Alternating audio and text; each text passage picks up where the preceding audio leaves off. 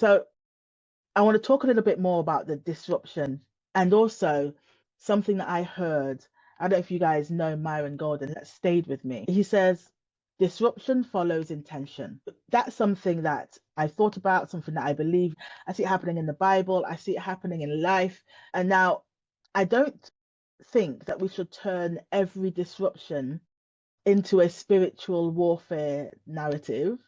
That's not what I'm trying to say. But there are biblical patterns that are worth paying attention to. And there is often a gap between intention and fulfillment.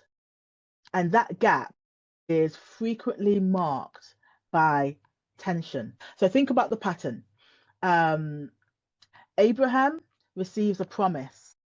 Then he enters a long season of waiting. Tension. Joseph receives a dream.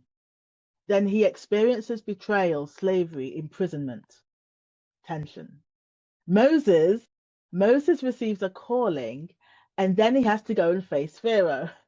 Tension, right? Nehemiah receives a burden to rebuild, and then he faces opposition. Tension.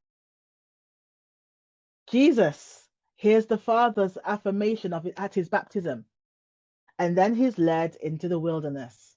Tension. So perhaps the pattern is not simply intention, disruption, and then the action. I think the fuller pattern is this: intention, tension, formation, fulfillment. Intention, tension, formation, fulfillment.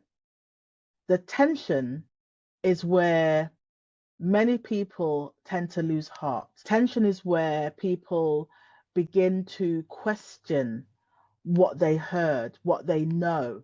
They question what they're building and what God has asked of them.